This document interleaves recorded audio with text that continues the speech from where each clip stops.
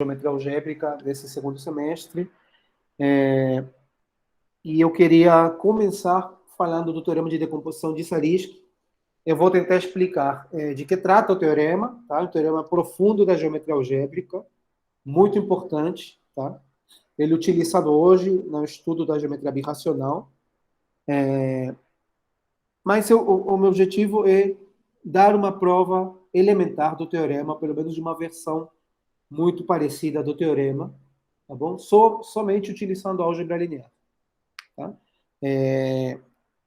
Então, fica à vontade de fazer perguntas, observações, tá? Eu estou pegando essa prova de um artigo, pode ser que tenha uma parte que eu não entendi bem, que eu pulei algum detalhe, então fica à vontade. A ideia é a gente pensar junto, entender junto a maior quantidade possível de conteúdo. Eu já adianto que a prova é muito elementar, porém, ela é bem sofisticada nos detalhes. Assim, tem muito detalhezinho técnico de álgebra linear mesmo. Então, num primeiro momento, vai ter muito entendimento local da prova. Assim, eu vou enunciar um resultado que parece que não tem nada a ver com o teorema principal, e a gente vai tentar entender esse enunciado, esse lema, esse corolário, tá bom? Então, fiquem à vontade de fazer perguntas, tá? Então, só para começar, para mostrar a vocês a relevância do senhor Zariski, né? Eu coloquei aqui uma lista de nomes com os alunos dele, o Zariski, e todos esses nomes aqui, que quem estuda, ou quem for, ou quem vai estudar geometria algébrica, álgebra comutativa, conhece bem, todos eles foram alunos do Zariski. Tem o Hironaka, tem o Artin, né? O Harshon, quem for estudar geometria algébrica conhece, o Kleiman, que foi orientador de alguns professores do IMPA, como o Eduardo Esteves, o professor Israel da UFMG também, e tem o David Mumford, que também é um cara muito conhecido na geometria algébrica, e de fato esses dois sujeitos, essas duas pessoas, Hironaka e Mumford, ganharam a medalha Fields. Então você vê que ao redor do Zariski tem um monte de matemáticos super importantes. Então a escola que ele formou, a matemática que ele fez, foi muito relevante, muito importante, inclusive nos dias de hoje. Né? Um teorema do ano 62. Ele é um teorema antigo já, mas ele continua sendo muito importante. Tá bom? O Zariski foi aluno do Castelnuovo, outro matemático italiano importante também. Então, que ele queria fazer? Né? No estudo de variedades algébricas, variedades projetivas, variedades complexas, o primeiro caso, que é o caso de curvas, ele, até certo ponto, já tinha sido bem entendido. Tá? Então, o próximo passo é o estudo de superfícies. Então, esses teoremas do Zariski, eles apareceram pela busca, né, da classificação de superfícies. Complexas, mas, de fato, muitos dos resultados valem corpos mais gerais. Nós vamos dizer superfícies complexas. Tá? E, então, esse é o primeiro passo depois de curvas. Né? O primeiro passo é curvas, agora superfícies. Claro que as perguntas são válidas para a variedade de dimensão mais rápida. Então, tem três tipos de questões que ajudam a gente a tentar responder ou tentar buscar classificação de superfícies. Né? A primeira questão é que tipo de curvas estão contidas na superfície? Que tipo de curvas uma superfície pode conter? Uma superfície pode conter. Essa é a primeira pergunta. Né?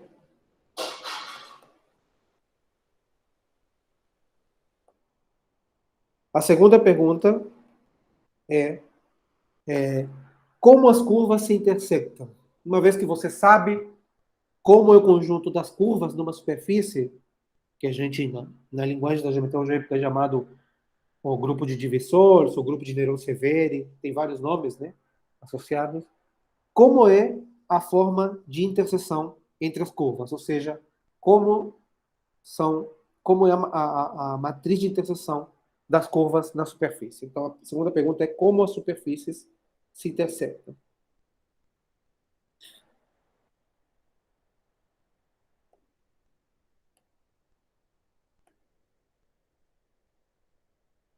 Por exemplo, né? Você sabe que se você está trabalhando no plano projetivo complexo ou no plano projetivo real, que for, duas retas sempre têm uma interseção. Né? Você não pode ter curvas disjuntas, sempre tem interseção positiva. Já se você trabalha em outra superfície, isso não é necessariamente verdade. Você pode ter curvas sem interseção. Então, como isso funciona nas superfícies? E a terceira pergunta, né, e é aqui que vem o teorema de decomposição, né, e as configurações de curvas,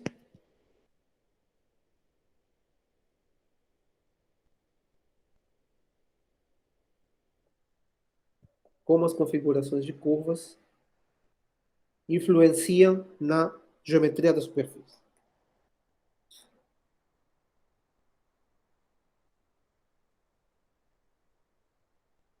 Na geometria. Influencia a geometria da superfície.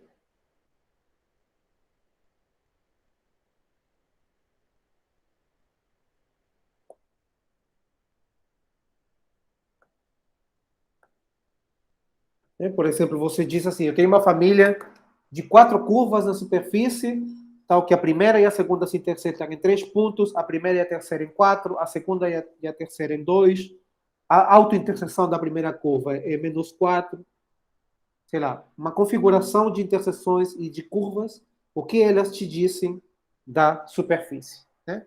Então, essa é a estratégia desse pessoal, né, para tentar estudar superfícies. Tá bom? Então, o teorema de decomposição de Sariz que entra para tentar responder alguma dessas perguntas. Bom? Então, vou começar com um exemplo. Tá? Vou começar com um exemplo mais simples, que é o plano complexo.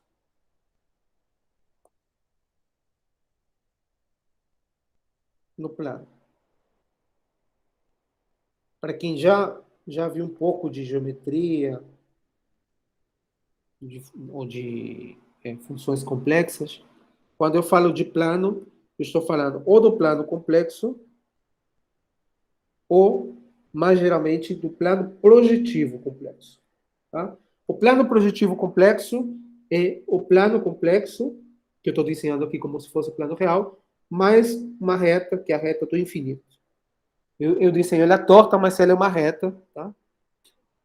Que compactifica o plano complexo. Né? Isso aqui seria uma compactificação do plano complexo. Tá bom?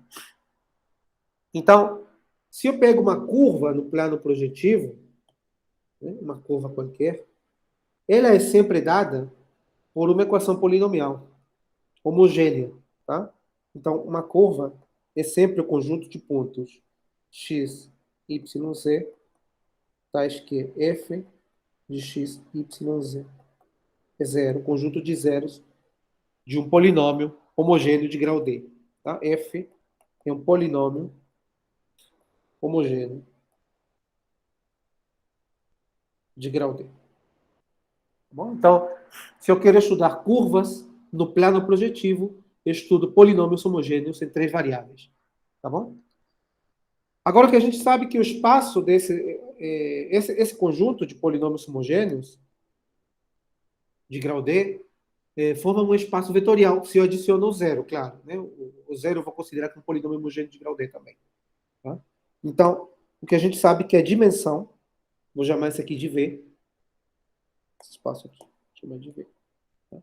Então, o que a gente sabe que é a dimensão desse conjunto, quantos polinômios homogêneos de grau D existem, né? Linearmente independentes. Isso é um espaço vetorial, né? E sabemos que a dimensão desse espaço é D mais 2 em 2, número combinatório. Tá bom? Então, se você quer se perguntar qual é o espaço de parâmetros das curvas dadas por polinômios homogêneos de grau D, é essa dimensão aí, D mais 2, ou como número combinatório de D mais 2 em 2. Tá bom? Agora, você sabe que se você tem um polinômio homogêneo e você multiplica ele por uma constante, então a curva definida pelo novo polinômio é a mesma. Né? Então, você sabe que f, se f é uma constante vezes g, né? G constante, não nula, né? Então, a curva definida por f, que eu vou denotar assim, é a mesma curva definida por g. O lugar de zeros de uma curva não muda se você multiplica esse polinômio por uma constante. Tá? Então, se eu quero considerar as curvas e não só os polinômios, eu tenho que diminuir uma dimensão, porque eu tenho uma relação de equivalência no espaço de polinômios. Né? Então, eu vou dizer que. Então, eu vou dizer assim, né? A gente disse que o conjunto de curvas de grau D,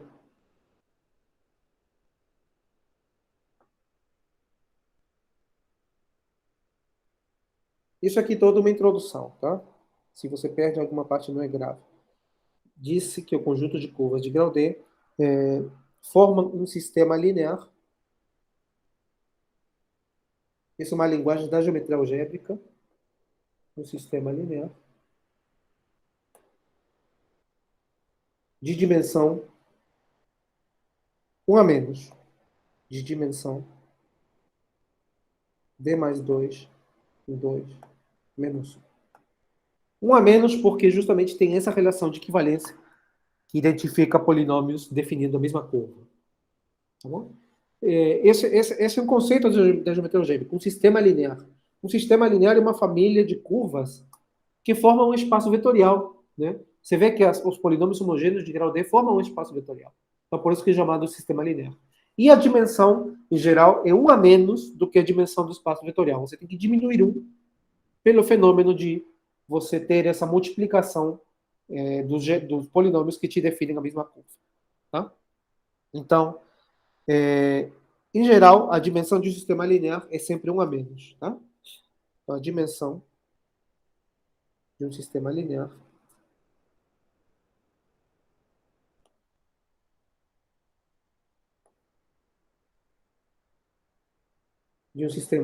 qualquer, não tem que ser de curva de grau D em P2, né? Se você tem uma família de curvas, né? A dimensão de um sistema linear é sempre a dimensão do espaço de parâmetros menos 1. Tá? Você tem um espaço vetorial que parametriza as curvas, ou seja, para cada elemento do espaço você tem uma curva, é como para cada polinômio você tem uma curva, né? Por lugar de zeros. Então você diminui uma dimensão dele para obter a dimensão do sistema linear. Tá? Então, isso em P2. Né? Em geral, o que a gente faz? Então, mais geralmente, se eu pego uma curva qualquer numa superfície, né?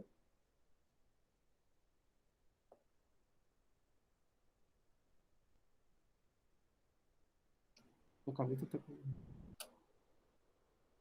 com certo problema. Mas geralmente, se eu tenho uma curva C contida numa superfície, uma curva dentro de uma superfície, o D, né? Vou chamar de D. Curva na superfície S,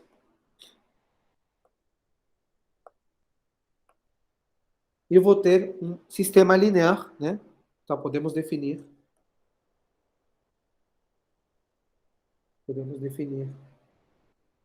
a notação usual da geometria algébrica é essa aqui.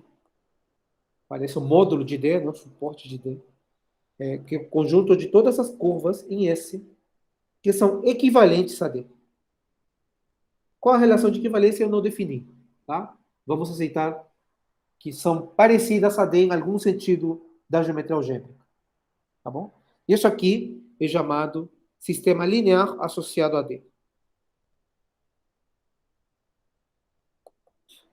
Sistema linear associado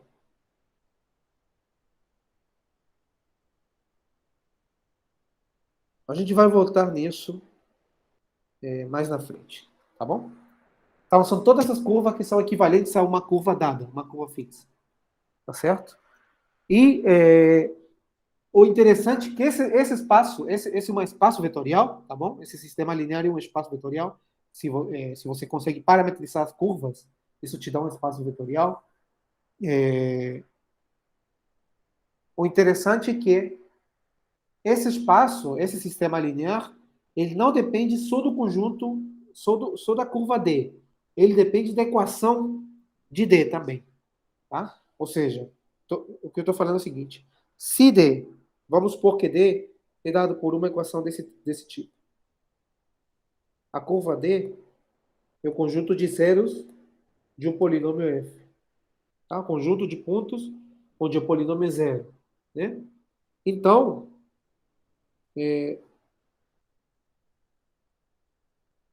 o sistema linear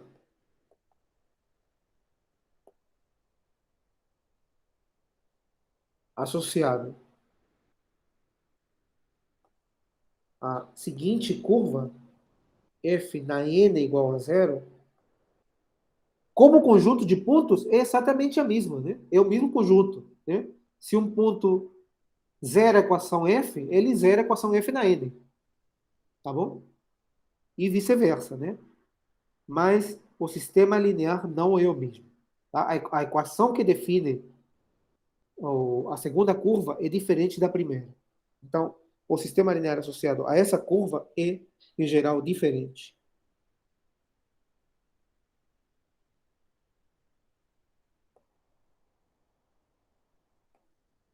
Né? Você pensa, por exemplo, aqui no caso de P2, né? Se eu começo com uma curva com um polinômio homogêneo de grau 3 e eu pego o cubo desse polinômio, eu vou estar falando de polinômio de grau 9. Né? Então, não estou mais falando do espaço de polinômios de grau 3. Agora, eu estaria falando do espaço de polinômio de grau 9. O espaço vetorial mudou. Né? Mesmo que a curva tenha o mesmo traço, o espaço vetorial muda. Tá bom? Então, esse novo sistema linear tem uma notação, né? Será denotado por ND. Tá? Esse sistema linear são as curvas equivalentes à curva f na n igual a zero, a essa curva aqui. Tá bom? E uma pergunta natural, e uma pergunta muito útil na geometria algébrica é como, qual é a ordem de crescimento dessa dimensão? Né? Como cresce, se cresce, né? Como cresce a dimensão desse novo sistema linear? Né? O que acontece se você toma potências de, um, de uma função f, né? E você olha para esse novo sistema linear. Tá bom? Por exemplo, aqui, né? Se eu tenho um polinômio de grau 3, eu tenho uma dimensão. Agora, se eu faço o cubo desse polinômio, eu vou estar com um polinômio de grau 9. A dimensão cresce. A dimensão do espaço de polinômio de grau 9 cresce. Se eu faço uma nova potência, cresce mais ainda. Então, como é esse crescimento? Essa é uma pergunta muito útil na hora de estudar a geometria da superfície. Uma pergunta, né? Como cresce? Qual é a ordem de crescimento? Né? De fato, eu gostaria de saber como cresce assintoticamente. Se você falar para mim, olha, cresce de maneira quadrática, cresce de maneira cúbica, cresce como n ao cubo, cresce como n na 5. Isso já é uma resposta suficientemente boa. Tá? Então, esse problema é chamado o problema de Riemann-Roch. Isso aqui é o problema de Riemann-Roch.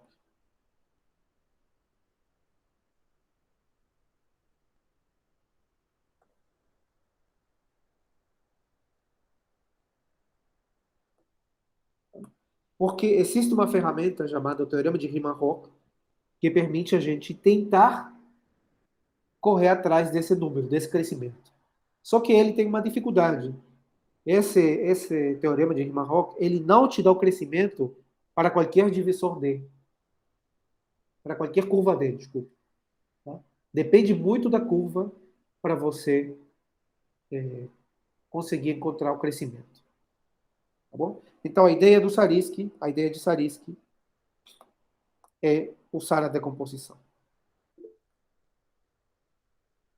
Pode falar. O professor, esse crescimento dessa dimensão aí vai estar atrelado ao gênero da curva? O gênero da curva influencia? Porque o senhor citou aí o... Influencia sim, mas não é só isso. Influencia sim. O, influencia sim, porque de fato no, na fórmula de Riemann-Roch tem dois ingredientes que entram nesse crescimento. O gênero da curva, mas ele não pode ser só ele, né? Porque você tem que ver a curva dentro da superfície e entra a autointerseção da superfície também. Tá? Certo, Só beleza. que tem outros ingredientes que a gente não consegue controlar. O gênero da curva e a autointerseção da curva, a gente consegue controlar, tudo bem. O problema é que aparecem uns grupos de cohomologia que a gente não tem controle sobre o crescimento desses grupos. Mas em princípio, sim. Não, beleza, Tá tá bom, bom? obrigado. Então, a ideia do Sariski é melhorar. Né? Claro que para você estudar a superfície S, não é suficiente você se restringir a curvas. Não, não é suficiente. Você tem que ser capaz de considerar divisores, que são combinações de curvas. Tá bom? Combinações de curvas. Então, a gente precisa dar uma resposta para isso, para objetos mais gerais do que curvas, para divisores. Tá? Você tem uma curva, você tem outra, aí você tem outra, você considera todo objeto, o objeto todo, para poder ter informação sobre a superfície a partir do problema de Riemann-Roch. Tá? Então, vou escrever aqui. Precisamos considerar não só curvas, mas divisores.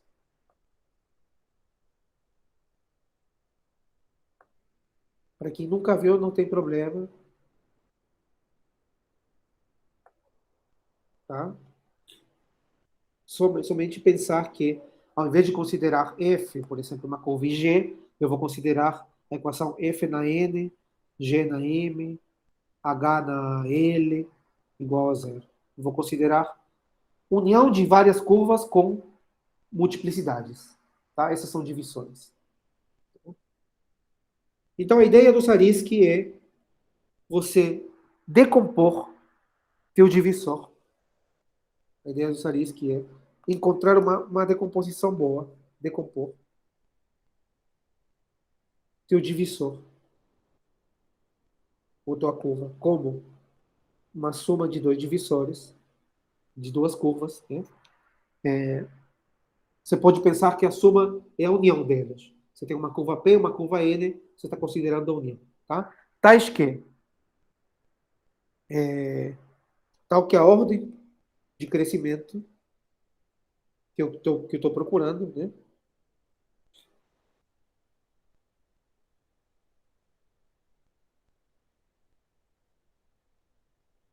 Só dependa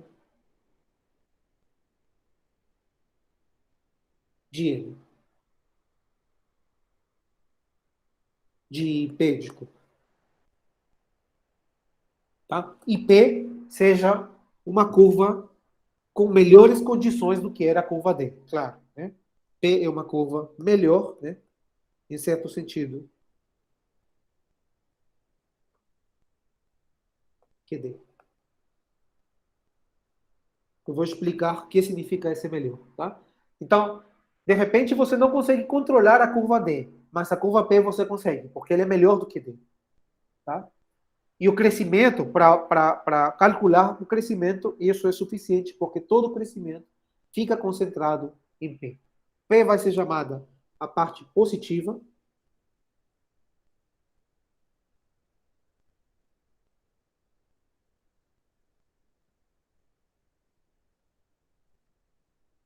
N vai ser chamada a parte negativa.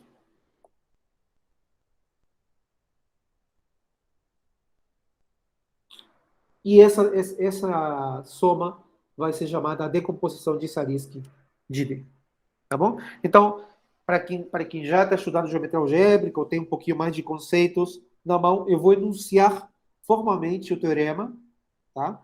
Mas para quem não entende tudo, não tem problema. Eu acho que vai entender a versão que eu vou mostrar. Então, teorema de decomposição de Sariski, tá?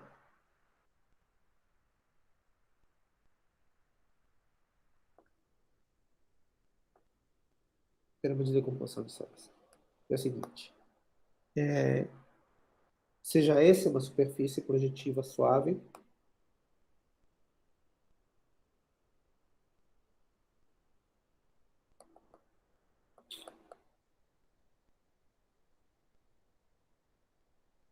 projetiva suave. Superfície projetiva quer dizer que ele está contido em algum espaço projetivo, só. Quem não conhece o espaço projetivo pode pensar em superfície compacta, tá? Só para ter uma ideia. Superfície projetiva suave. D, um divisor em esse, né? Que a gente chama de pseudo-efetivo. Gente, minha caneta está muito mal. Pseudo-efetivo. Isso é uma definição PSEF, pseudo-efetivo. Integral em X. Para quem não é familiar com isso, pensa numa curva. Em X não, em S. Pensa numa curva em S, tá? Então D pode ser escrito. Eu vou dar as definições com mais calma depois, tá? D pode ser escrito da seguinte maneira, né? Como de maneira única,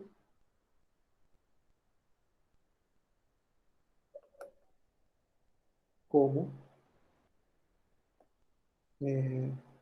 D é igual a P mais N, onde, primeiro, P é F, P e Q e N são Q divisores, ou seja, eles têm coeficientes racionais, P e F. Vou explicar o que significa isso depois. N é efetivo. Vou explicar também. PNF, N é efetivo. Vou escrever assim, né?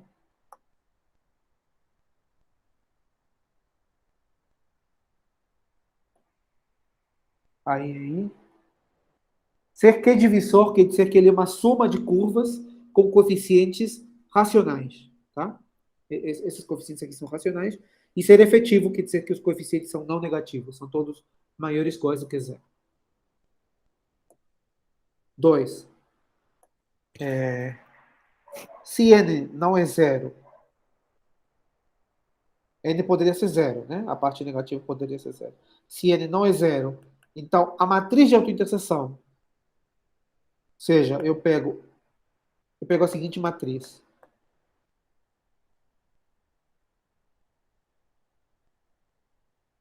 E1 interseção E1, E1 interseção E2, E2 interseção E1. Eu conto o número de pontos de interseção e conto as autointerseções também na diagonal, né? Então essa matriz E negativa definida.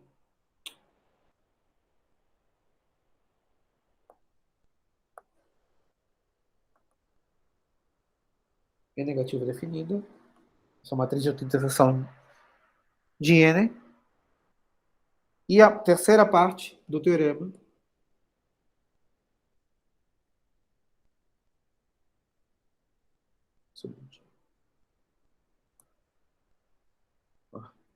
eu não quero usar outra folha, vou escrever aqui bem pequenininho. A terceira parte do teorema diz que se você intersectar P com qualquer componente de N, isso aí é sempre zero. Ou seja, a parte positiva não intersecta nenhuma componente da parte negativa. Tá bom? Acho que é isso.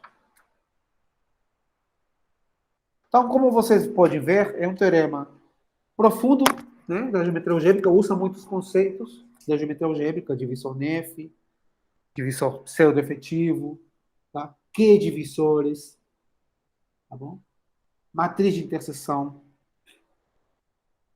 Eu vou tentar dar uma versão mais elementar desse resultado. Uma observação histórica do teorema é que parece que esse é um dos primeiros teoremas nos quais é estritamente necessário falar de Q-divisores. Tá? Não é suficiente, você não consegue fazer essa decomposição usando divisores com coeficientes inteiros. Tá? Sempre você precisa de coeficientes racionais. Tá? Historicamente, eu acho que é um dos primeiros lugares, pelo que eu li no Lassafeld, que divisores são essenciais. Você não consegue escrever isso com coeficientes inteiros. Tá? A prova do Sarisk, que Sarisk deu foi quando o divisor D é efetivo, tá? Ele fez a prova para D efetivo, e o Fujita provou o caso de D pseudo-efetivo. Tá? Pseudo-efetivo é um divisor que você pode pensar que no limite de divisores efetivos. Não é importante agora esse conceito. Tá? Só, talvez familiarize um pouco com a notação, né? Se eu tenho uma curva, pensa que você está no plano, tá? Se você tem uma curva aqui dada por f igual a zero, e você tem outra curva dada por g igual a zero, né? As equações das curvas. Então, se eu falo mc mais nd, isso aqui é a curva f na m, g na n igual a zero. Tá? Só para contextualizar um pouco o que significa esses somatórios, né? Então, esses coeficientes que aparecem aqui, a gente trabalha em geral com coeficientes inteiros, né? Porque são f ao cubo, f na 4, inclusive pode ser negativo. Mas nessa situação do teorema, eu preciso considerar coeficientes racionais. Tá bom? Já vai ficar claro por quê. Então, essa é a introdução. Esse é o teorema que eu quero provar. E eu vou provar ele num contexto muito mais simples, mas que reflete muito bem o que significa o teorema no contexto geral. Se você pega uma superfície projetiva e você olha para o espaço de curvas, tá? E com alguma relação entre elas, né? Alguma relação de equivalência nesse espaço, esse é um espaço de dimensão finita, o espaço que parametriza essas curvas. Não estou sendo muito preciso, mas tudo bem. É um espaço de dimensão finita. E quando você intersecta duas curvas, você tem um número, que é o número de pontos de interseção. Então você tem uma forma de interseção entre as curvas. Uma forma bilinear simétrica. Tá bom? Então, é nesse contexto que eu vou provar o teorema. Então, agora eu vou falar somente, eu vou esquecer de todo e vou falar de álgebra linear.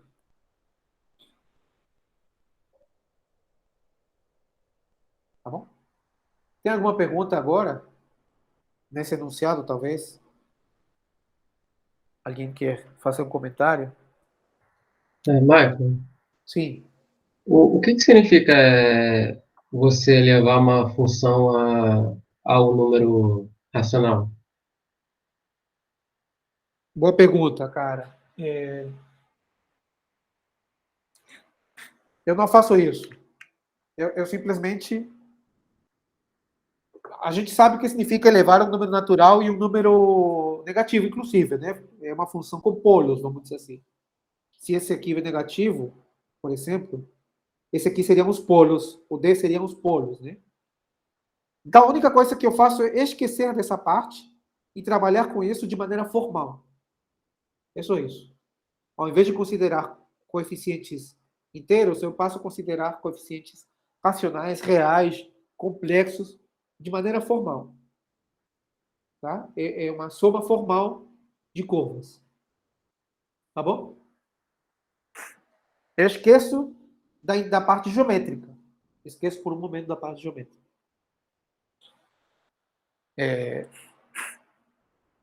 Bom, tem uma interpretação sim, cara. Não tem aquelas coisas de estar definido num recobrimento ramificado, né? Quando você eleva uma função Tem, ao racional positivo. mas nessa situação é mais.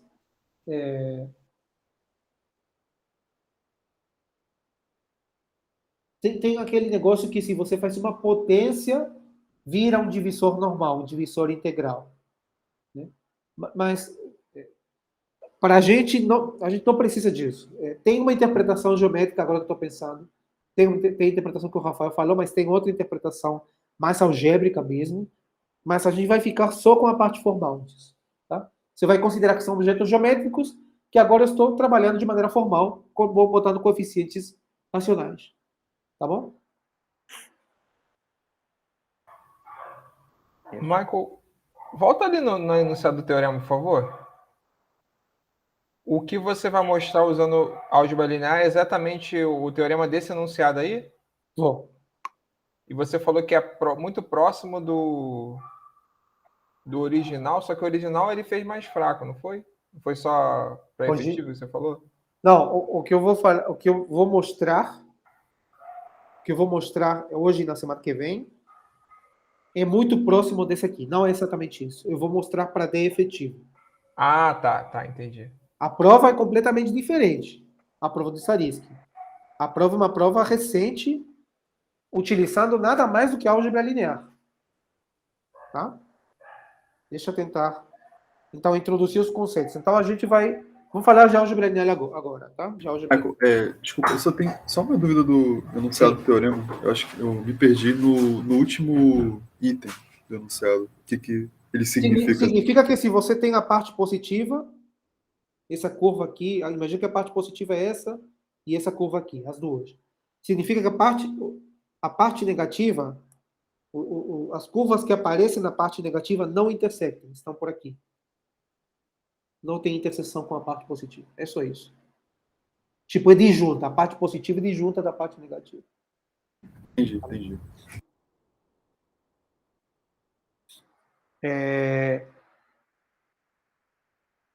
Então, eu acho completamente impressionante o teorema de decomposição de Sariski, para quem estuda geometria algébrica, inclusive para quem estuda foliações, é super importante, porque ele que dá um pouco o nascimento à geometria birracional, né? Ele permite a gente definir uma nova dimensão numérica de superfícies, de variedades em geral. É um teorema super sofisticado. E esse pessoal conseguiu ter um entendimento muito elementar e ver que esse teorema, de fato, é um teorema de álgebra linear. Então, isso que para mim é surpreendente, eu vou tentar passar essa ideia a vocês. Então, olha só. Vamos pegar um espaço vetorial sobre os racionais. Espaço vetorial de dimensão finita, tá? Muita coisa que vale em qualquer dimensão. Mas eu vou fazer dimensão finita. Dimensão finita. Tá bom? E vamos supor que eu tenho uma forma bilinear simétrica. Forma bilinear simétrica.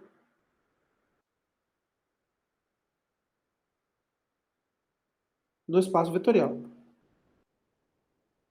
Essa forma, quando eu penso no espaço das curvas, é a interseção. Você pega duas curvas e conta o número de interseção entre elas, só isso. Tá bom? Então, você tem aqui o vetor V e o vetor W, e o produto deles eu vou denotar muitas vezes simplesmente V.W, tá? Para simplificar. Tá bom? Então, eu vou supor, vamos supor que existe uma base, eu suponho. Todas essas suposições fazem sentido porque funcionam no caso de curvas, tá? Suponha que existe uma base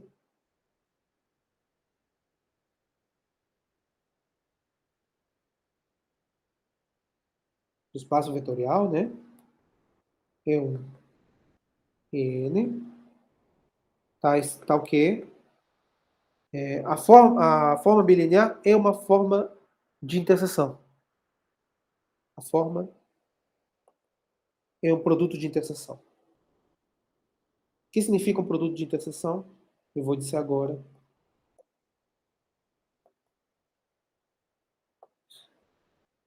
Um produto de interseção simplesmente quer dizer que se eu pego EI e multiplico com EJ, isso aí é não negativo. Para todo I diferente de J. A única maneira de poder ter interseções negativas é autointerseções. EI com EI. Se eu multiplico dois vetores diferentes da base, isso é sempre não negativo.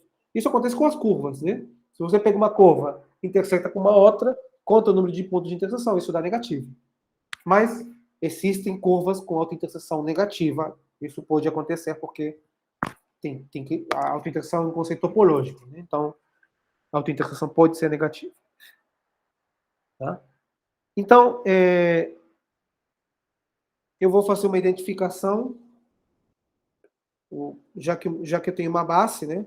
Se eu tenho um vetor α1 é 1, αn é n, eu vou identificar esse vetor como um vetor coluna de Qn. Né? Isso faz sentido. Isso aqui está em Qn. Certo? Então, muitas vezes eu vou chamar o vetor, eu vou considerar o vetor como elemento do espaço vetorial e muitas vezes eu vou considerar como coluna.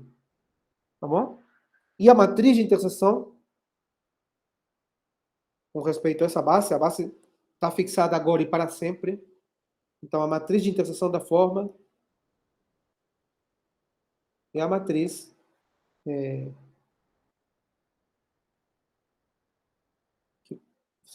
simplesmente que vai E1, E1, E2, interseção, né? E1, E1, E2, E1, E2, E2, por aí vai. Matriz N por N, né? Essa é uma matriz simétrica. Matriz simétrica. E os únicos elementos que podem ser negativos são os elementos da diagonal. Fora da diagonal é tudo não negativo. Porque eu estou supondo que é uma forma de um produto de interseção. Né? Tá bom? Então, o que significa você fazer a interseção de V com W? Se eu tenho dois vetores, V igual. Bom, acho que não preciso dar as coordenadas. Se eu tenho dois vetores, V e W, em V, né? Então, produto de V com W é simplesmente você fazer V transposta vezes a matriz vezes W. Né? Aqui, no lado esquerdo, eu estou vendo como vetores do espaço vetorial. No lado direito, eu estou vendo como colunas, matrizes colunas. Né? Você faz de forma bilinear. Né? Você tem uma matriz, forma bilinear associada, uma matriz simétrica, a forma bilinear associada é exatamente essa. Tá bom? Então, definições. Agora eu vou definir os objetos.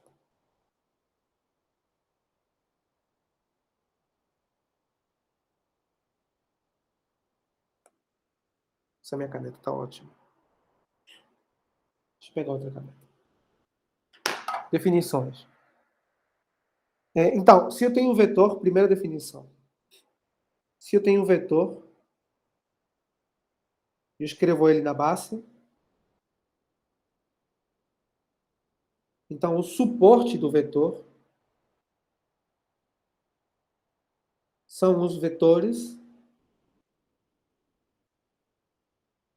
que aparecem na escrita. Ou seja, está escrito alfa i não nu.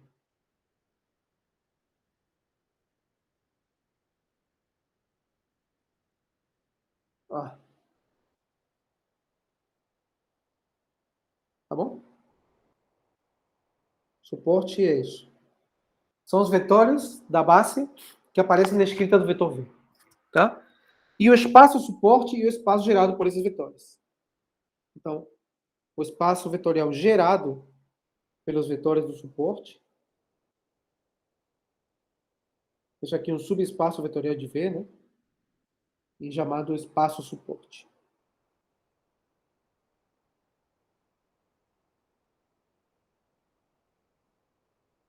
Tá? Tá clara essa definição? Alguém tem dúvida? 2. Se eu tenho vetor, eu digo que V é efetivo, e eu denoto assim, V maior ou igual que zero, se seus coeficientes são não negativos. Para todo I. Em particular, se o vetor é nulo, ele é efetivo também. Tá bom? Então, já definimos que é efetivo. Agora eu vou definir nef. W, o vetor W é nef se... Eu vou explicar o que significa nef daqui a pouquinho, tá?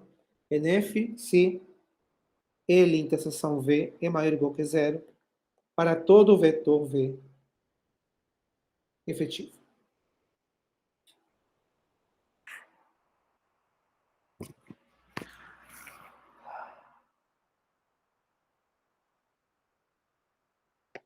Tá bom? Isso é equivalente a que W vezes EI é maior ou igual que zero para todo I.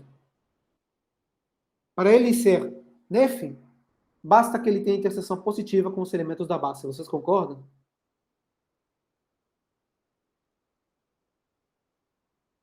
Um vetor é efetivo se ele tem coeficientes não negativos, quando ele é escrito na base, né? Em particular, os próprios elementos da base são efetivos. Tudo bem? Os próprios elementos da base são divisores efetivos, são vetores efetivos, porque eles têm coeficiente 1 e o resto 0. Tudo é não negativo. Tá bom? Então, se ele é nef, ele tem que intersetar todos os elementos da base positivamente, ou não negativamente. Certo? Agora, se ele intersecta os elementos da base não negativos, quando ele intersecta V com V efetivo, isso tem que ser não negativo também, porque esses são não negativos já. Quando V é efetivo. Tá bom? Então, para que o vetor seja nef, ele tem que ser não negativo com os elementos da base. Esse nome nef, muitas pessoas acham que significa... Muita gente da área da geometria algébrica tem duas vertentes. Tem gente que diz que significa numericamente efetivo, e tem gente que diz que significa numericamente, eventualmente free, livre. Numerically, eventually free. Tem esses dois tipos de pessoas. A gente não vai se preocupar com isso, vamos chamar de nef. Numericamente efetivo, pode ser. Tá? Uma observação. Duas observações. Observações.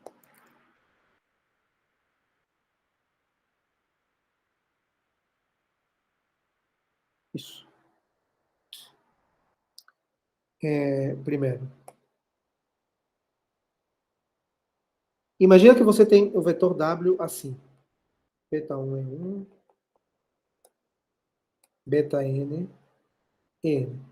Tá? Então, agora multiplica a matriz M com a matriz W. O vetor W mas agora como vetor, como coluna, né? Então, isso aí dá o quê?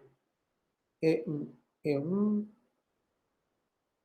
E1, E2, E1, EN, aí vai, vezes beta 1, beta N.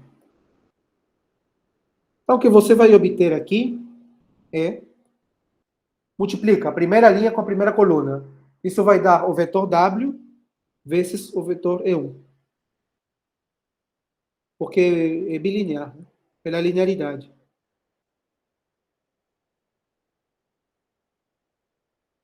Mesma coisa nos outros. W vezes o vetor M. Tá claro isso? Só multiplicar a primeira linha com a primeira coluna e usar a linearidade, tá? Então, você vê que para que W seja nef, ou seja, todos esses aqui sejam não negativos, basta que esse vetor coluna, seja efetivo. Todas as suas entradas são não negativas. Eu vou dizer assim. Isso a observação vai ser útil, tá? W nf, se somente se a multiplicação de W com M é efetivo. Efetivo, estou denotando assim. Lembra que ser efetivo quer dizer que todos os seus coeficientes são não negativos.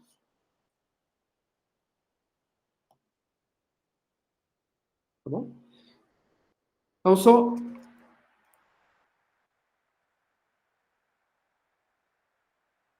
observação 2. Só terminar aqui uma outra observação. 2. Se, além disso, eu sei que a matriz é não singular, se M é não singular,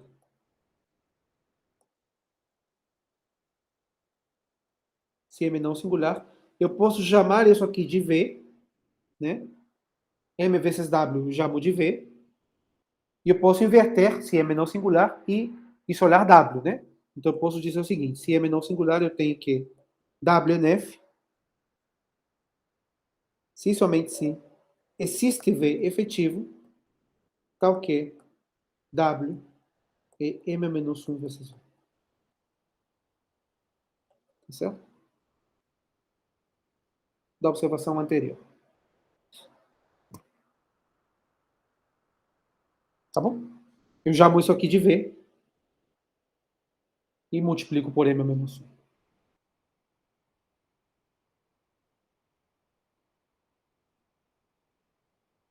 Tudo bem?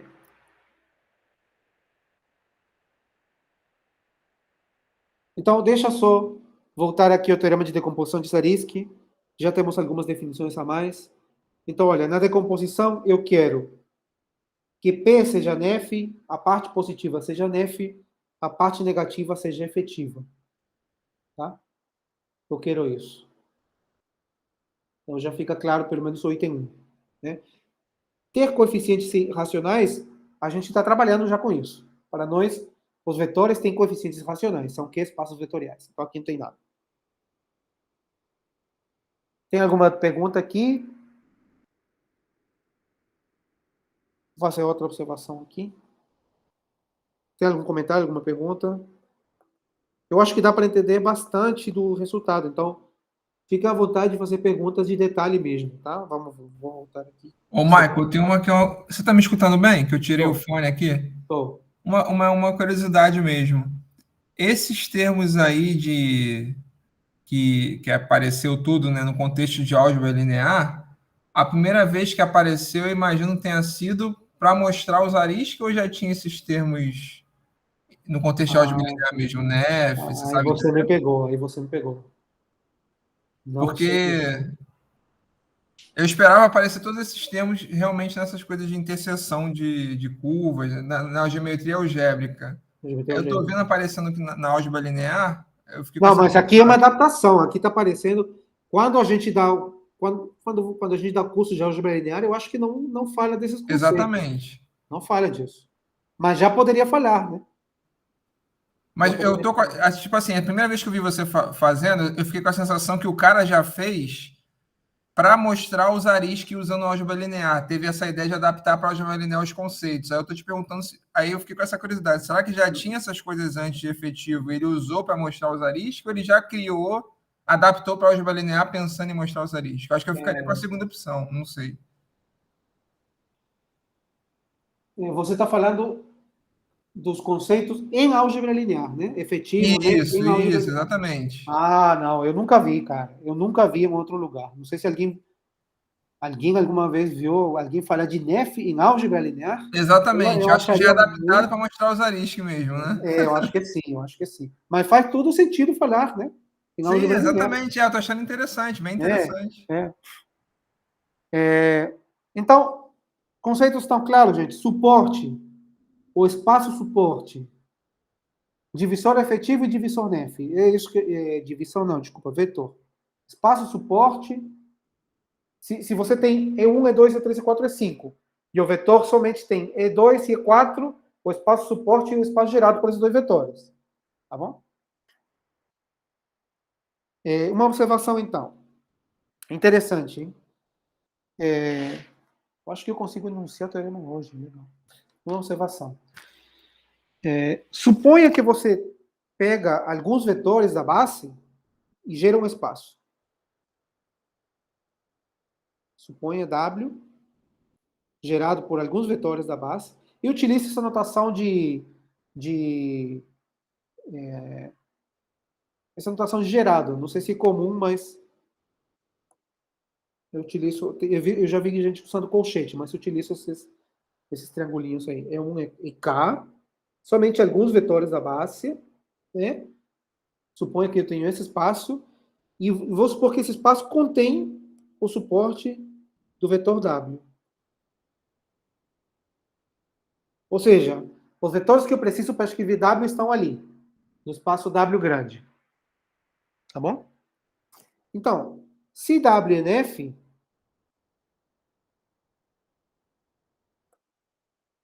NF, vou dizer em V, no espaço total, então, W NF, W. Para ser NF em V, ele tem que intersectar positivamente, ou maior ou igual que zero, todos os vetores da base de V. Se ele intersecta todos os vetores da base de V maior ou igual que zero, ele intersecta os vetores da base de W, porque a base de W são alguns dos vetores da base de V. Tá bom? O recíproco não é verdadeiro. Tá? O recíproco é falso. Então, o recíproco em geral é falso.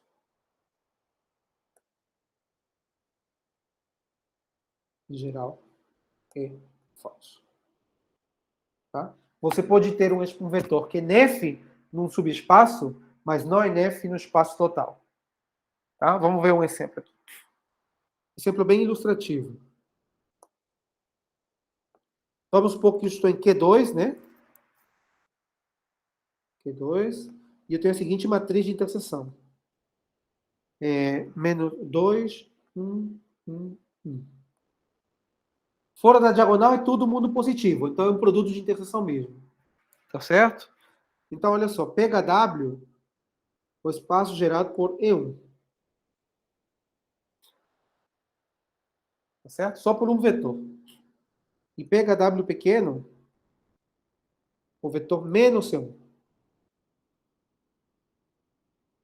Tá? Ou seja, menos uma vez C1. Então, o suporte de W está contido em W grande. O suporte de W é o vetor E1. Tá certo? Agora, para ver que ele é nef em W, ele tem que intersectar positivamente os elementos da base de W. Então, eu faço W vezes o E1, que é o único elemento da base de W, do espaço W grande, né? Do Wzão aqui. Tem que ser nef em W. Isso aqui dá menos C1 ao quadrado, e você sabe que E1 vezes C1 é menos 2. Tá certo? Então, isso aqui dá 2, positivo. Então, a conclusão é que W é nef, Wzinho é nef em W grande. Tudo bem? Agora, se eu intersecto Wzinho com E2, né, isso dá o quê? Menos C1, Wzinho é menos C1, né, vezes E2. E1 vezes C2, esse elemento daqui. Ou esse, tanto faz, porque é simétrico, né? Então dá menos 1. Então, negativo. Então, não é nef. Para ser nef, tem que ser não negativo com todos os vetores da base. Então, W não é nef em V. Tá bom? Não é nef em V. Então, ele é nef num espaço pequeno, mas no espaço total não é nef. Tá certo?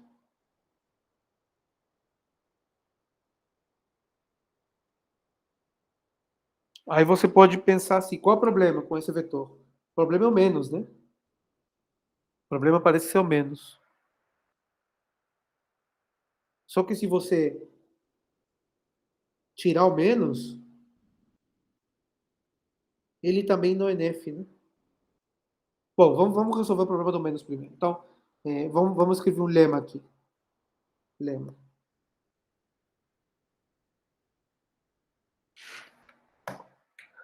Então, CW nf em W, eu gostaria de falar que então W nf em V, né? Mas falta uma condição. E W é efetivo, então W nf em V.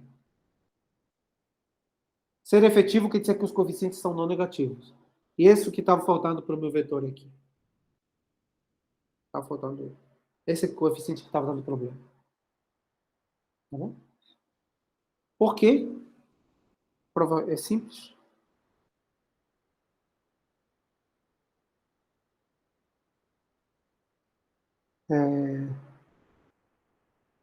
Eu escrevo o vetor, né? Ele está contido em W, então ele só precisa dos vetores alfa 1 E1, alfa K e K, certo?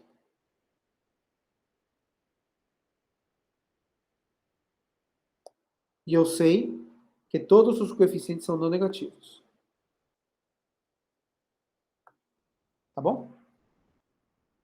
Além disso, eu sei que W é nef em W. Então, eu sei, sabemos, que W interseção em J é maior ou igual que zero para J menor ou igual que K.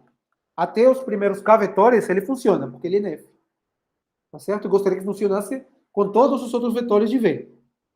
Tá? Mas se eu faço, por exemplo, também, se eu fizer W interseção, por exemplo, EK mais 1, o próximo, até K eu sei que funciona. Se eu faço com K mais 1, isso dá o quê?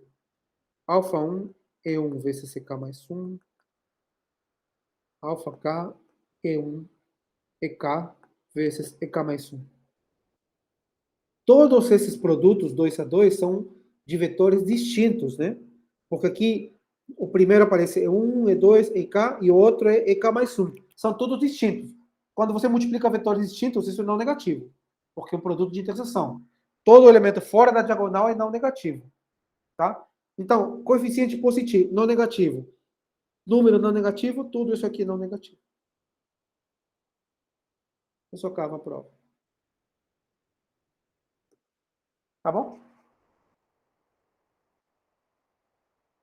Michael, Sim. só para ali em cima, eu só não tô vendo. Me explica aí a necessidade. Você botou, suponha o W é gerado por E1 e EK, né? Sim. Aquela hipótese ali do suporte de W está contida ali, é importante como para concluir que se W é nef em V implica W é nef em W? Não, para ser nef em W tem que estar em W, né? Um vetor nef em W, para mim, é um vetor que está em W. Para estar em W, você Ah, é tem só que, para garantir isso, né? só para garantir isso. Ah, tá, Você tá tem que bom. conseguir escrever o vetor com uma combinação desses vetores. Tá bom, obrigado. Agora, gente, observa o seguinte. Nesse mesmo exemplo, são muitos conceitos e pode ser confuso, mas eu acho que é muito ilustrativo porque a gente se familiariza com eles. Só uma observação aqui. Esse vetor daqui, no mesmo exemplo, tá? Mesmo exemplo. No exemplo anterior.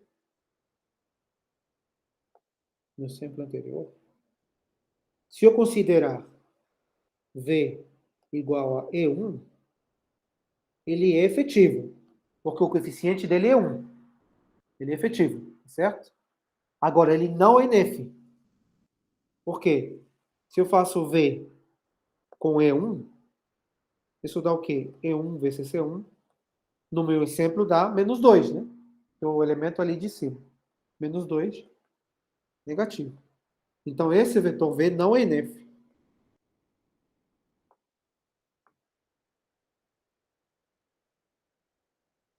Então, ser efetivo não implica ser nef, tá? Por isso que muitas pessoas não concordam com a definição de numericamente efetivo. Não concordam em chamar nef de numericamente efetivo. Porque se nef fosse o significado de numericamente efetivo, então uma coisa efetiva deveria ser numericamente efetivo. Numericamente mais fraco. Né? Mas aqui tem um exemplo de um vetor efetivo que não é nef. Então, para muitas pessoas, nef não significa numericamente efetivo. Tá? Significa numericamente, eventualmente livre. Professor, Sim. então, só para confirmar, a melhor estratégia para ver se é nef em V é pegando o suporte do, do vetor? Essa é a melhor estratégia? É porque eu imaginei também uma base que tenha, sei lá, 100 milhões de vetores. A gente está pegando uma que tem 2. Essa é a melhor estratégia? Existe outra estratégia, na verdade? Sim, muito boa, cara. Se o vetor é efetivo, sim. É exatamente isso que o lema diz. Né? Se o vetor é efetivo, se todos os coeficientes dele são não negativos, e você faz o produto com os elementos do seu suporte, isso vale para qualquer W que contém o suporte. Né? Em particular, para W igual ao suporte, o espaço suporte. Né? Se ele é efetivo nesse suporte, ele vai ser efetivo, ele vai ser. Se ele é nef, desculpa, se ele é nef no suporte, ele vai ser nef em todo. Desde que ele seja efetivo. Tá? Obrigado, professor. Então, você tem um vetor com 3 vetores numa base com 1 milhão de vetores, mas se ele é efetivo, basta fazer o produto só com os elementos dessa base. Tá bom? Ok. Então, a gente vai chamar esses vetores simplesmente, tá? De nef efetivo. Tá? Um tal vetor W, como no lema, né? É chamado nef efetivo. Ele é efetivo e ele é nef independente do espaço que você considerar. Tá? Não importa se ele é nef em W, nef em W maior. Se ele é efetivo, ele é nef em todo lugar. Então você não precisa dizer ele é nef em W. Não. Então vou anunciar o teorema de álgebra linear. Tá? Está anunciando o teorema de decomposição. Teorema.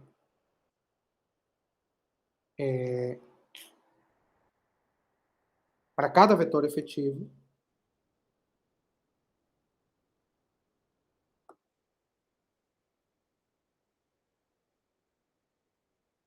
existe uma única decomposição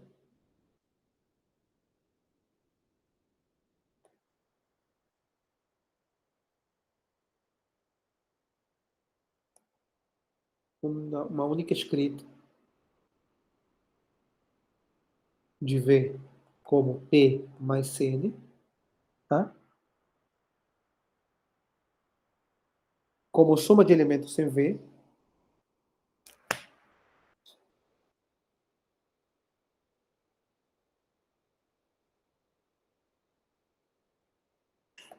satisfazendo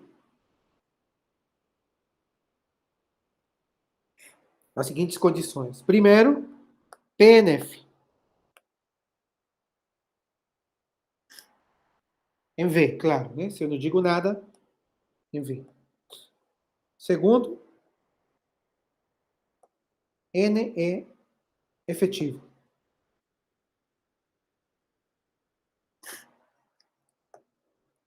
Terceiro, P interseção E I é zero para todo vetor do suporte de N.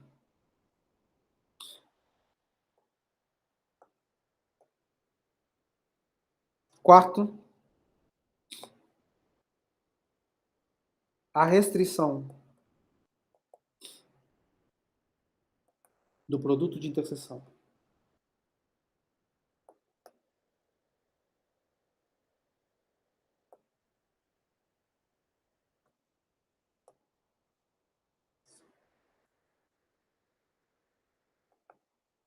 ao suporte de N,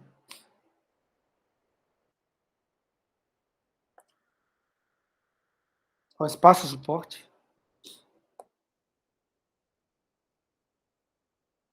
de N, e negativa definida.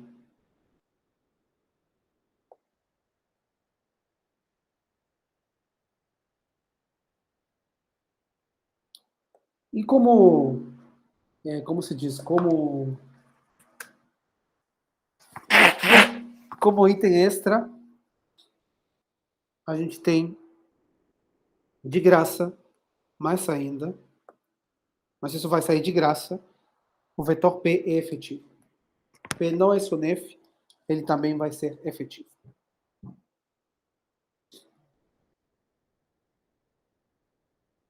Então vamos comparar os dois enunciados aqui.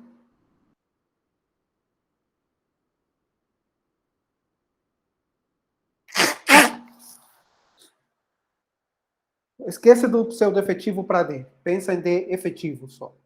Tá? PNF, N é efetivo. A matriz de interseção é negativa definida. A interseção de P com os vetores do suporte de N é zero.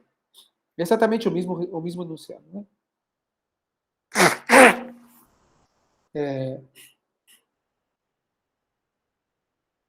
Que significa o item? Bom, o item 1, acho que está claro. O item 2 também.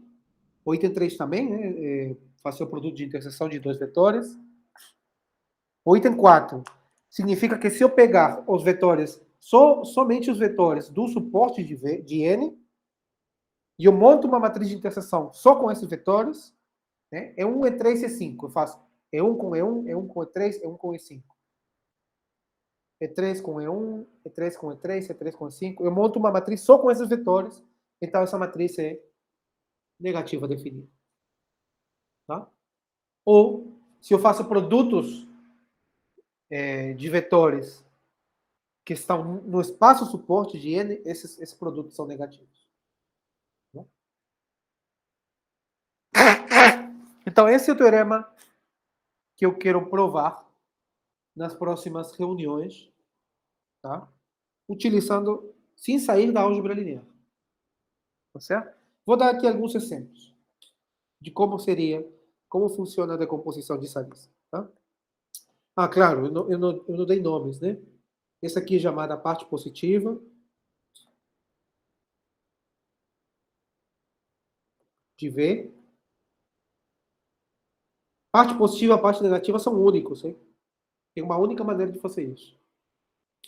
Esse aqui é chamada parte negativa. Parte positiva eu acho que vem do nome do fato de ser nef, né? Nef quer dizer que ele intersecta todo mundo positivamente. Parte negativa é porque a matriz de autointerseção é negativa. E essa aqui é chamada decomposição de Zariski.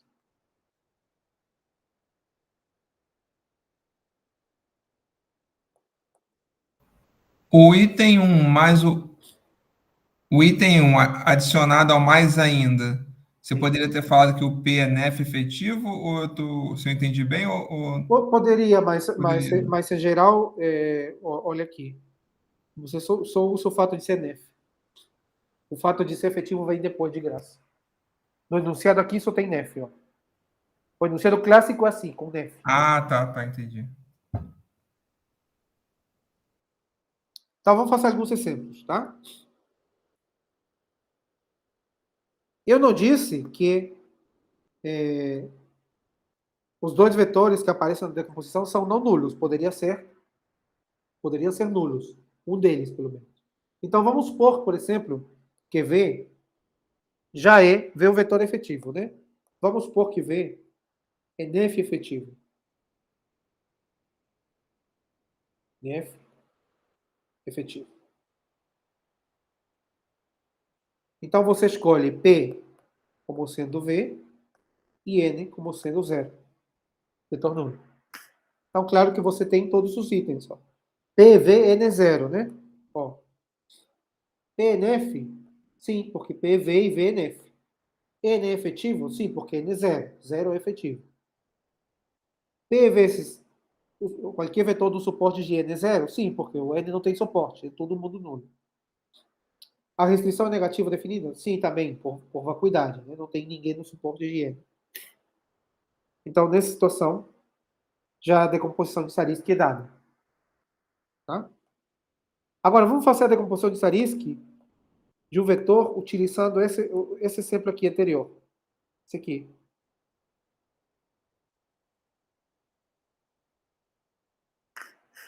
Vamos fazer esse exemplo aqui? Então, eu vou pegar Q2, né? Eu vou pegar M, a matriz, menos 2, 1, 1. Tá bom?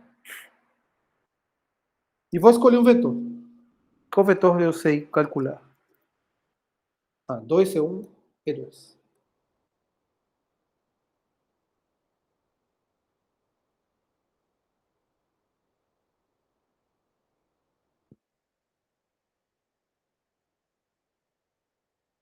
Esse vetor é efetivo. Seus coeficientes são 2 e 1. Tá bom? Vou tentar calcular a decomposição de Zariski. Tá? Observa o seguinte. Quanto é a autointerseção de V? Isso aqui a gente denota assim às vezes também, tá? V ao quadrado. Isso aqui é 2 vezes E1 mais C2. 2 vezes E1 mais C2, tá certo? Isso dá quanto? 4 E1 ao quadrado, que é menos 2, mais 4 vezes C1 é 2, que é 1, mais C2 ao quadrado, que é 1. Então, isso dá negativo, não é isso? Dá negativo. Então, isso significa que V não é NF. Porque se ele fosse NF, ele iria intersectar todos os vetores efetivos de maneira positiva. E ele está intersectando ele mesmo. Esse V aqui é efetivo. Então, ele está intersectando o vetor efetivo de maneira negativa. Então, não é NF. Tá bom? Então, eu já estou numa situação diferente do exemplo 1. A parte negativa não pode ser zero. Se a parte negativa fosse zero, o V teria que ser igual à parte positiva, e a parte positiva é NF. Então, eu posso concluir que a parte negativa não é nula. Tá certo? Tudo bem?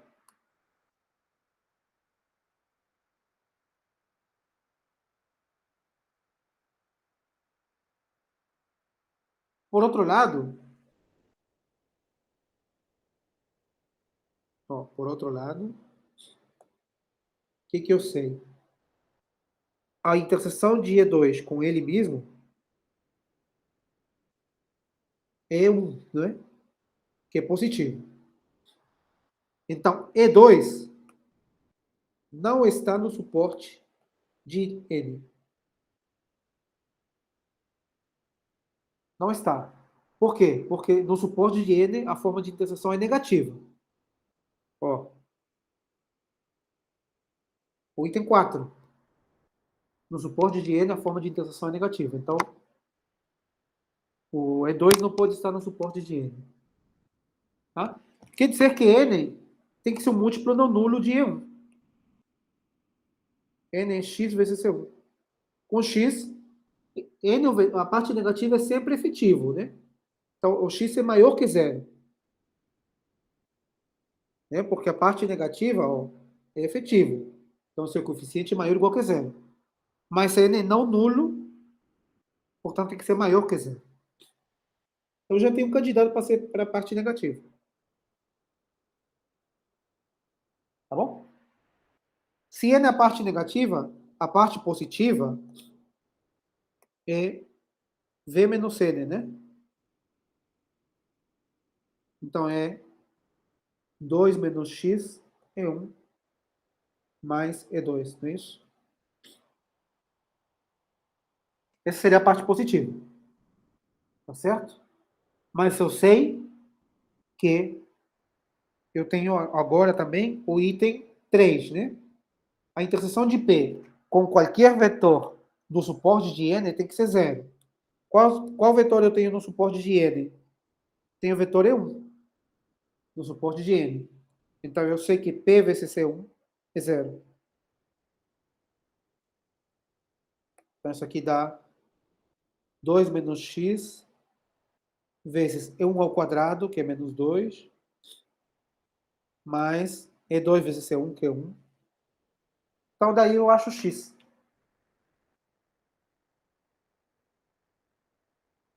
Que dá 3 meios.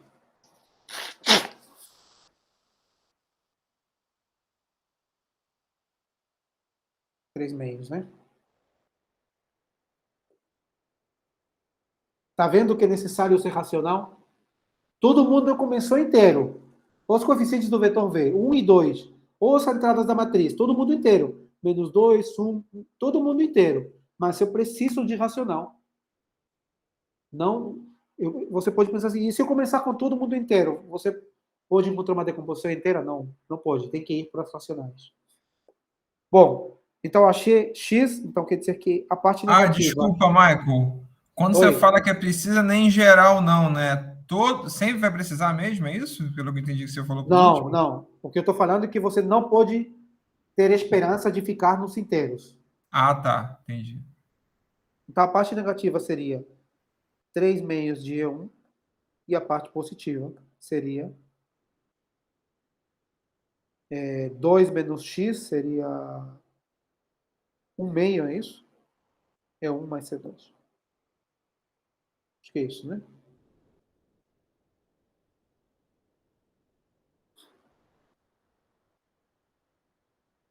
Tá? Michael, só uma pergunta. Por que P igual a V vezes N? Esse é um dos enunciados do Por que teorema, né? P é igual a V menos N? Menos N. Tá. Porque é pela decomposição, né? V é P mais N. É certo.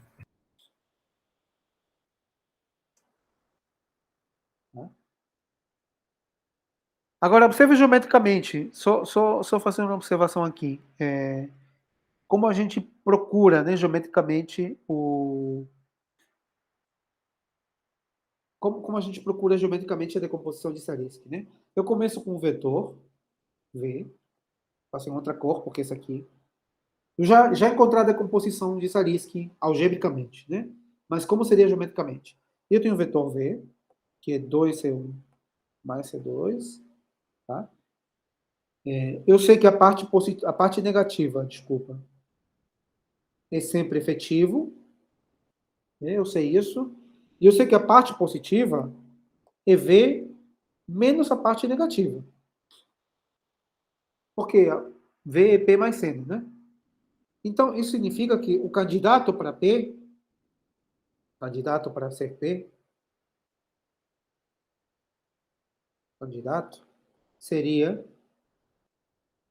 x é 1 mais y é 2 com x e y,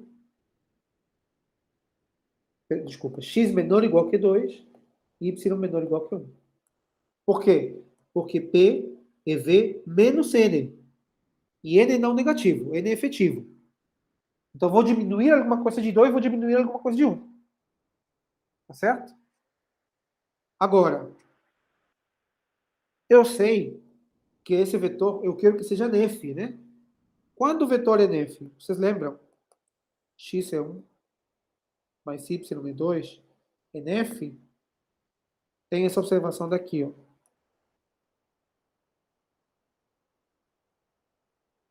Eita, cadê? Daqui. Se eu multiplico pela matriz, isso dá efetivo, né? Então, eu vou fazer assim. Se somente se a multiplicação com a matriz x, y. Isso dá quanto? Menos 2x mais y, x mais y, é efetivo. Ou seja, cada uma das entradas é maior ou igual que zero. Tá? Então, como eu procuraria geometricamente minha decomposição de Zariski? Eu tenho aqui o vetor 2, 1, supor que estou aqui. 1, 2. Esse é vetor, né? Primeiro, para a parte positiva, eu tenho essa condição. Então, eu estou aqui.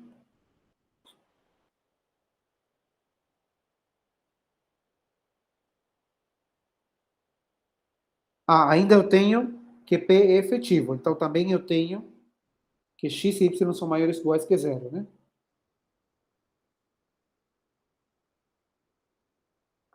Porque eu sei que a decomposição de Zariski e o P é efetivo. Então, eu procuro o vetor aqui, né?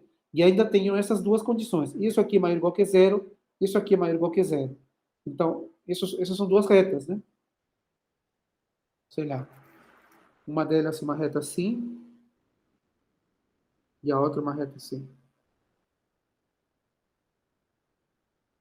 Então, a decomposição de Zariski está aqui.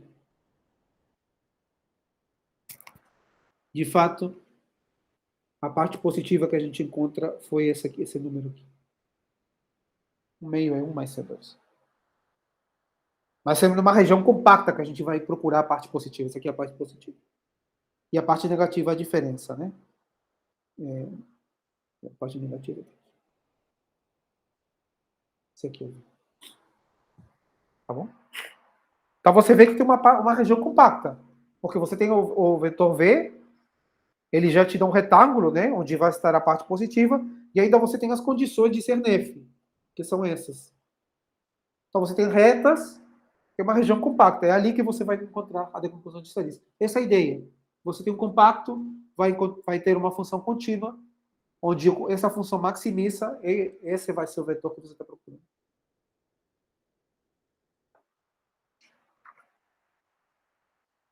Acho que dá para fazer um leminha. Então, agora falta provar o teorema. Tá? Meu objetivo era o seguinte: enunciar o teorema em geral, ir para a álgebra linear, provar o teorema, fazer os detalhes técnicos, e depois voltar para o contexto de geometria algébrica. Isso pode ser que seja um pouco mais avançado. Eu vou pegar exemplos de geometria algébrica e calcular a decomposição, mas pelo menos eu quero que vocês fiquem com a prova de álgebra linear. Então, o próximo capítulo é a prova do teorema.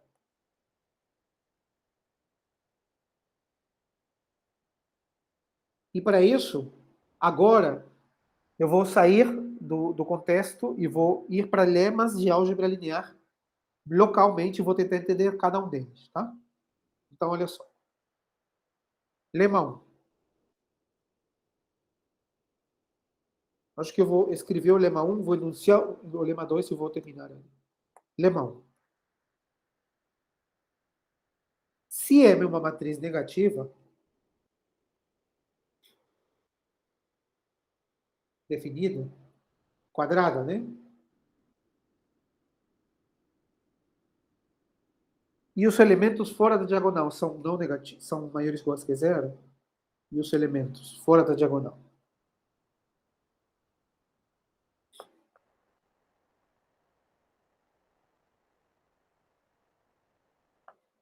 são maiores ou iguais que zero. Esse é o novo contexto, né? Os elementos fora da diagonal são maiores ou iguais que zero. A matriz negativa é a matriz que eu vou trabalhar quando restringir ao suporte, né? Da parte negativa.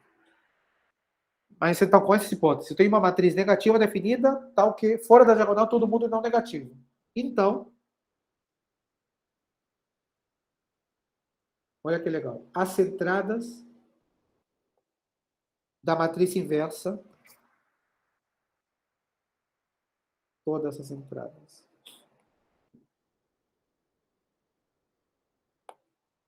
da inversa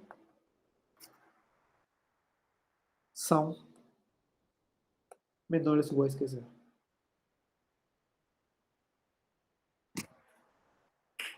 Todas as entradas da matriz inversa são menores ou iguais que zero.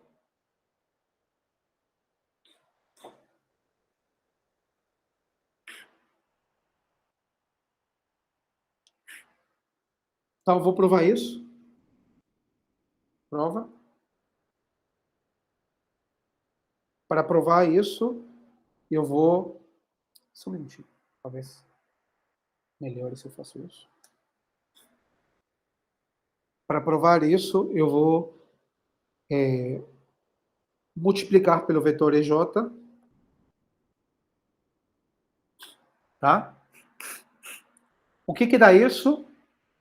Isso dá, desculpa, M menos 1. Eu quero as entradas da inversa.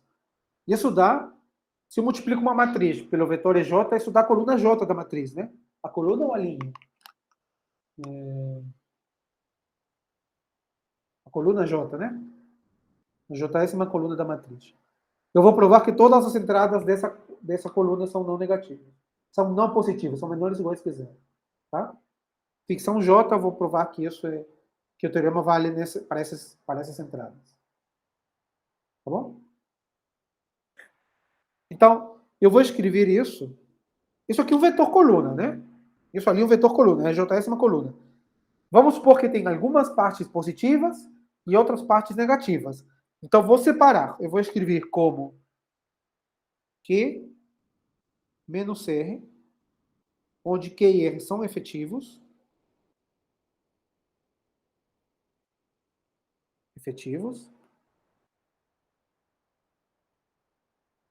Sim, vetores comuns no suporte.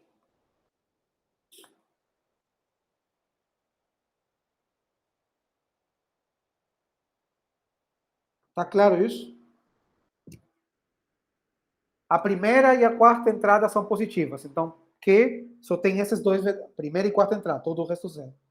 A quinta e a oitava entrada são negativas. Então, R só tem quinta e oitava entrada. Tá bom? Não tem vetores comuns no suporte. O que aparece em Q, se em Q aparece a terceira entrada, em R não aparece. Em R é zero. Tá claro?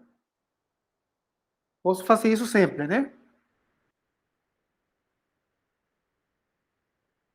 Então, se eu faço o produto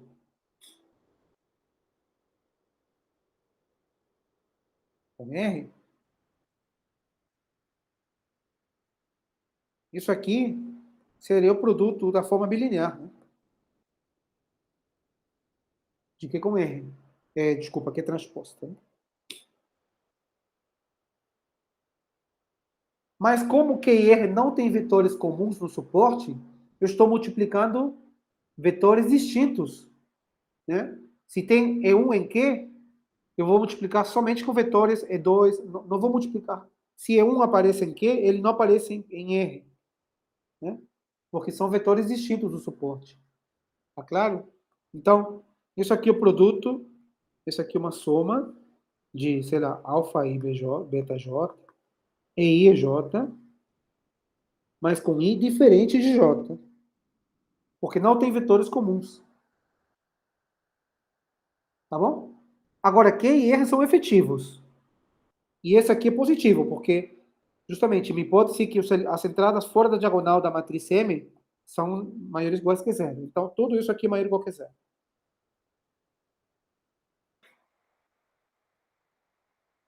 Tá bom?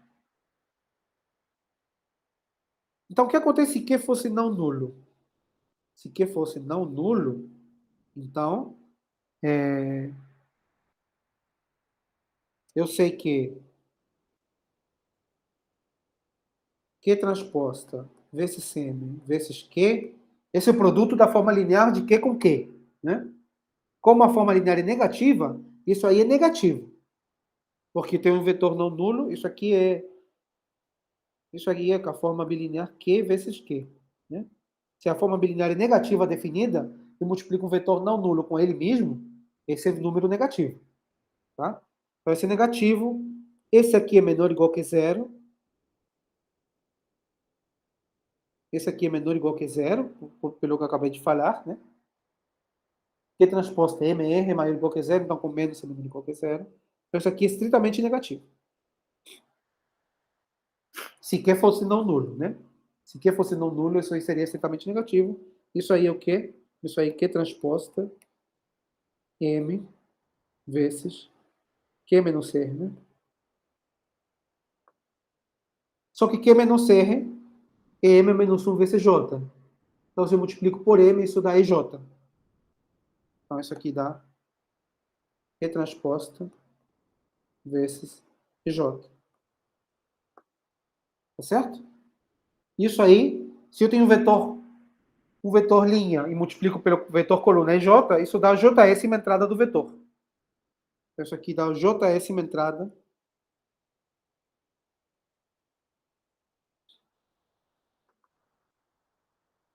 de que isso está dando negativo, contradição, porque eu tenho que o vetor é efetivo, né? Os vetores são efetivos. Então, isso aqui está dando negativo, uma contradição. Tá bom? Então, todas as entradas da matriz M-1 tem que ser não positivas, menores ou iguais que zero.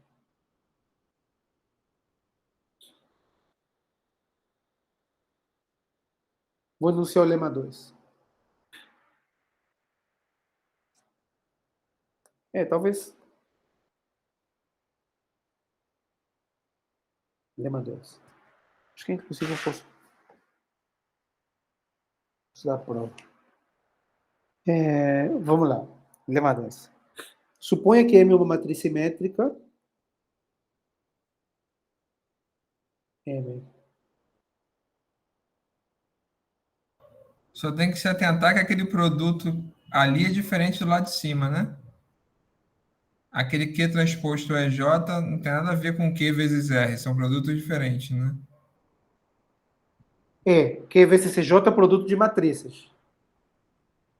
Não, se você multiplica Q vezes R como vetores, se eu colocar aqui o produto de vetores, isso Já vai aqui botar é Q transposto. transposta MR. Né? Quando eu digo Q vezes CJ, Q transposta J, aqui estou multiplicando uma matriz linha com uma matriz coluna. É diferente. Beleza.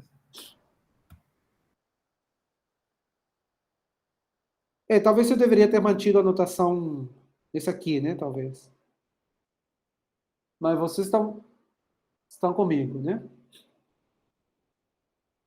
Suponha M uma matriz simétrica. Você vê que no lema não precisei, mas ela é. A gente está trabalhando com matriz simétrica, mas a gente não precisou disso.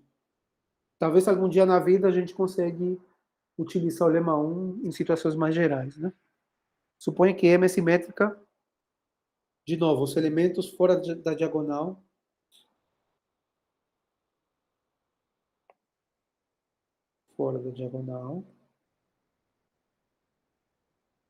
são não negativos. Isso sempre, né? A sua matriz.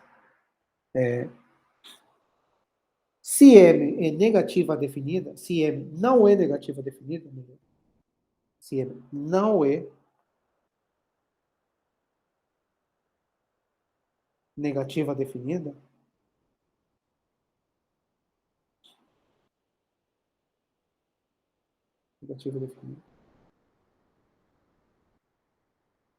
então existe um vetor não nulo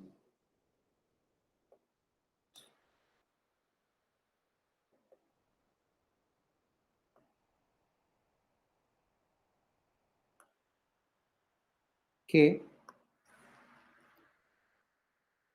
tal que é efetivo e M vezes Q também é efetivo. Q e M Q são efetivos.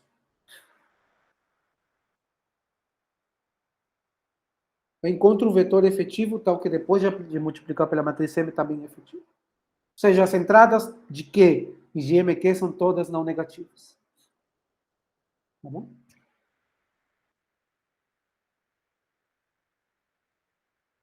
Então, olha só como é a prova. A prova é bem técnica, mas eu acho que eu consigo dizer pelo menos como funciona e eu terminaria com isso.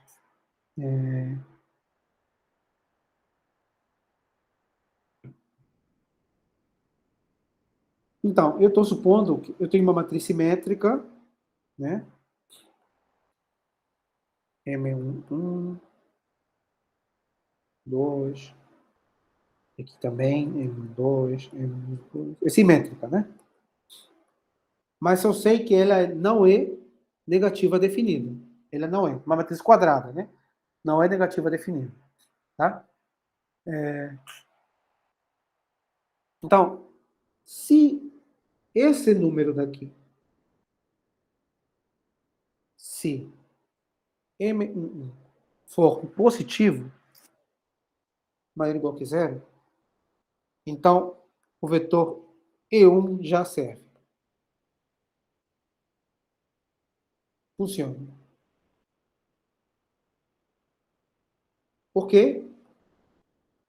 Lembra o seguinte, os únicos elementos de M que podem ser negativos, que têm chance de ser negativos, são da diagonal. Fora da diagonal, nada é negativo. Tá? Agora, esse vetor é efetivo? Sim, o coeficiente dele é 1, é efetivo. Se eu multiplico o vetor E1, que é o vetor 1, 0, 0, né? 1, 0. Pela matriz M, eu vou ter essa primeira coluna. Tá certo? Esse aqui é não negativo, por hipótese. E os outros já são, porque os outros, todos fora da diagonal, são não negativos. Então esse vetor já serve. Ele é efetivo e a multiplicação por M também é efetiva. Tá bom? Tá? Então, eu vou supor... Então, aí, aqui acabou. Então, eu vou supor que isso não é verdade. Então, suponha o contrário, né? Suponha que não. M1 é negativo. Tá?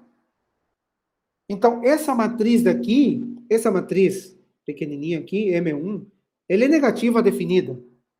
Ela é negativa. Porque só tem uma entrada e entrada negativa. Então, eu vou olhar a próxima matriz. Eu vou olhar essa matriz aqui.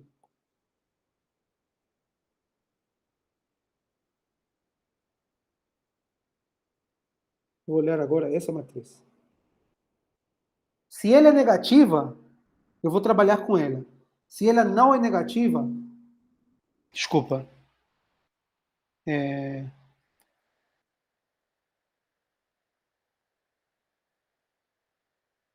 Não é isso que eu quero. Se ela é negativa, calma aí, como é que é? Eu tenho que essa aqui é negativa, né? Aí eu olho para a próxima. Se a próxima não é negativa, eu paro. Eu termino com essa negativa e a próxima não é. Se a próxima é negativa, eu continuo. Eu continuo, em algum momento eu tenho que parar, porque eu sei que a matriz toda não é negativa. Então eu começo numa esquina negativa, e aí eu vou crescendo blocos até que um momento não seja mais negativa. Isso tem que acontecer, porque a matriz toda não é negativa. Tá bom? Então eu vou dizer assim, seja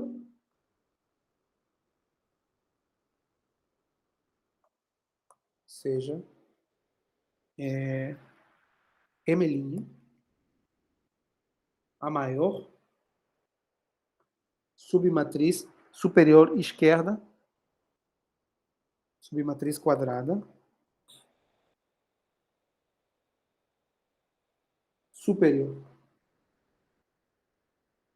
esquerda, negativa definida.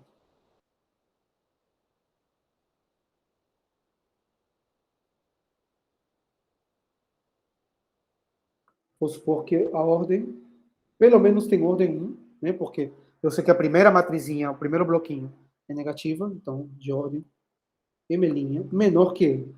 Tem que ser menor, porque a matriz total não é.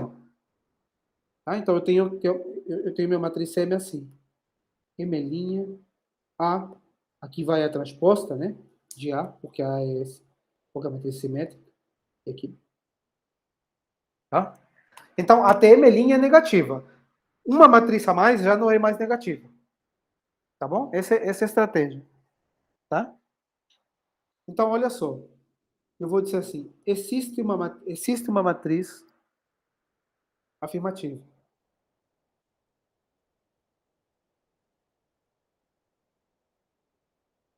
existe um vetor Q, que é da forma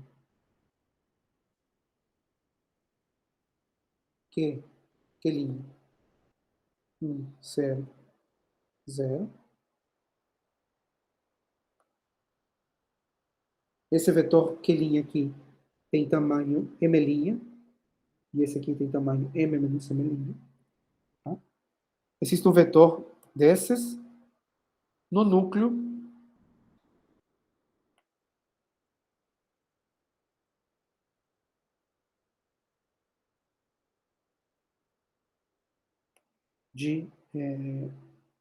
dessa matriz, M'(A). Tá? Essa é uma matriz que tem M' colunas e M' linhas e M colunas. Né? Existe um vetor dessa forma, que tem as últimas entradas, o vetor 1, 0, 0. Esse tamanho aqui é M', né? Que está no núcleo. Tá? Por que isso? Bom, eu simplesmente faço o produto, né? Vou fazer aqui para não pular para a próxima folha. Eu simplesmente faço o produto, M'(A) com o vetor Q' e o vetor E1. Vou chamar E1' aqui, tá? Porque não é a base canônica total, é a base canônica somente em menos coordenadas, né? Então, isso aqui, se eu multiplicar, isso dá M' vezes Q', mais, eu acho que dá a primeira coluna de A, né? Então, e se eu quero que isso seja 0, simplesmente tenho que escolher Q' como sendo menos M' menos 1 vezes são. Tá bom? Então, fazendo essa escolha, eu tenho o vetor que eu quero no núcleo. É isso, né? Agora eu vou utilizar o lema 1. Olha, a M' é uma matriz negativa. As entradas fora da diagonal são não negativos. Então, todas as entradas daqui, dessa matriz, são não negativas. A matriz A1 vem da matriz A, é a primeira coluna da matriz A. Aqui, fora da diagonal, são todas não negativas. Então, todo esse produto é não negativo, com menos, não positivo, desculpa. Não positivo, porque é pelo lema, né? Todas as entradas de M' são menores ou iguais que zero. Então, quando eu boto menos, eu tenho que Q' é efetivo. Q' é maior ou igual que zero. Logo, Q também é. Né? Porque as entradas de Q são as mesmas de Q', e depois tem 1 e zeros. Esse é o vetor que eu estou procurando. Ele é efetivo, e se eu multiplico com M, continua sendo efetivo. Tá? Esse é o trabalho. Esse é o vetor que faz serviço. Tá? O vetor que eu preciso. Só falta provar agora que quando multiplico com M, ele continua sendo efetivo. Mas isso dá para mostrar. Tá? Então, esse é o vetor que eu estou procurando. E isso terminaria a prova. Tem uma parte aqui que é complicada, que é falta provar que M vezes Q é efetivo. Isso aqui não é fácil, não. Tá? Eu posso fazer na próxima reunião, de fato. Porque eu acho que já está bom de tempo. Então, tem esses dois lemas. Eu vou parar por aqui, vou parar de gravar, porque eu acho que é muita coisa.